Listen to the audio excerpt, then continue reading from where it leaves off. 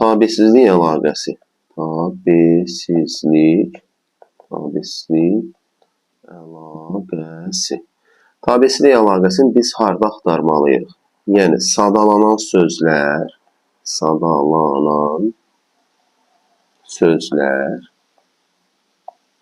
yəni həmcins üzvlər, İkincisi, sadalanan cümlələr.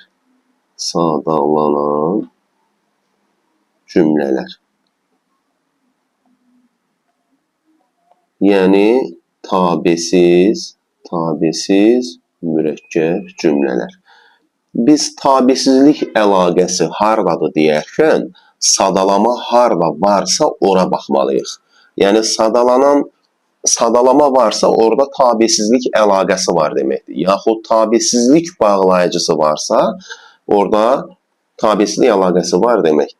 Yəni, ən asan yol sadalamaya diqqət eləməkdir. Tabesizlik əlaqəsi axtararkən sadalamaya diqqət eləməkdir. İndi, əgər sual soruşsa ki, aşağıdakı cümlələrin hansında tabesizlik əlaqəsi sözlər arasında, yaxud ola bilər ki, cümlə üzvləri arasında, cümlə üzvləri də bəllidir də. Yəni, yenə sözün sadalanmasına baxacam mən. Söz sadalanıbsa, deməli, istənilən bir cümlə üzvü kimi çıxış eləyib və bunun arasında da tabesizlik əlaqəsi var deməkdir. Məsələn, deyirsən ki, dağ,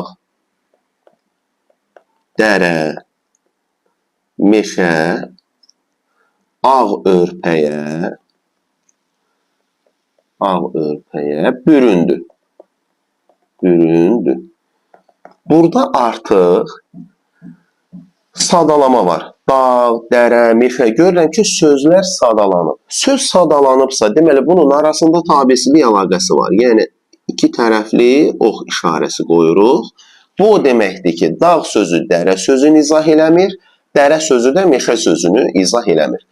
Bəzən biz burada bu ifadəni anlaya bilmirik. Yəni, izah eləmək, başa düşmək mənasında anlaya bilmirik o izah eləmək sözün, yaxud tabi olmaq, tabi olmamaq sözün. Yəni, bu deməkdir ki, buradan yazıram ki, yaşıl alma.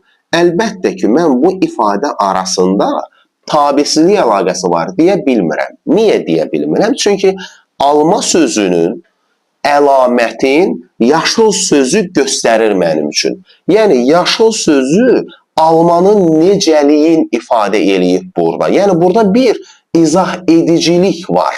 Ancaq dağ sözü dərə sözü meşə sözün heç bir şəkildə izah eləyə bilmir. Ona görə biz burada deyirik ki, tabesizlik əlaqəsi var. Yaşıl almada isə bir izah edicilik, yəni iki sözün arasında biri digərinə tabidir, biri digərini izah eləyir anlayışı olduğu üçün, deməli, bunun arasında tabesizlik əlaqəsi yoxdur. Deməli, dağ, dərə, meşə, ağ örpəyə büründü cümləsində tabesizlik əlaqəsi var və bu sözlər arasındadır. Yəni, söz sadalanıb bu sözlərin arasındadır və sadalanan sözlər mübtəda vəzifəsində, sözlər daha doğrusu mübtəda vəzifəsində çıxış elədiyi üçün, deməli, burada nə var? Həmcins mübtədalar var, sadalanan sözlər həmcins cümlə üzvü vəzifəsində çıxış eləyib, deməli, tabesizlik əlaqəsi cümlə üzvləri arasındadır. Bir də ola bilər ki, cümlələr arasında olsun. Desin ki, tabesizlik əlaqəsi cümlələr arasında olsun. O zaman da biz nə iş görəcəyik? Cümlənin sadalanmasına baxacağıq. Yəni, söhbət tabesiz mürəkkəb cümlədən gedir. Misal üçün, deyirəm ki, qar yağdı,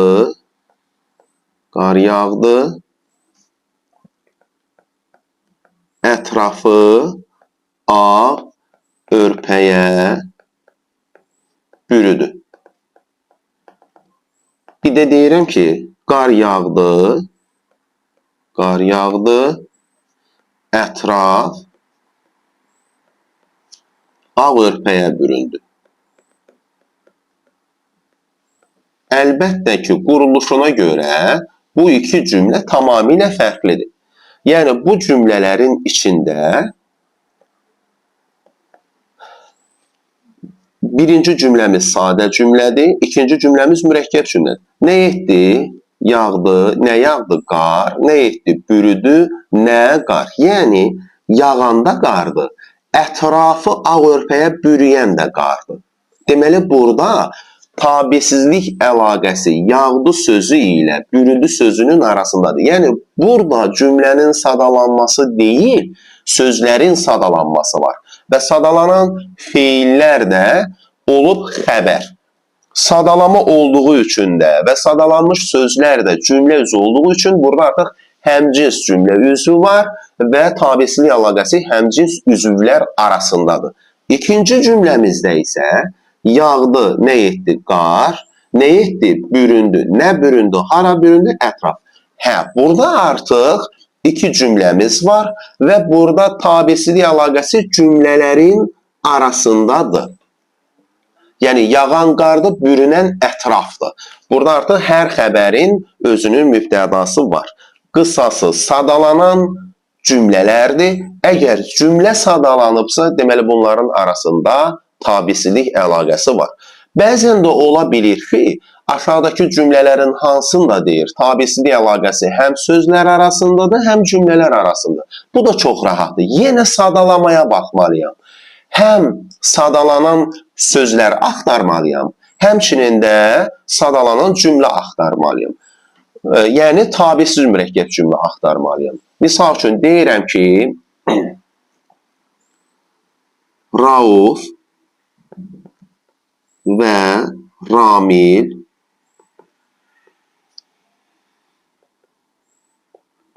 tapşırığı yazdılar.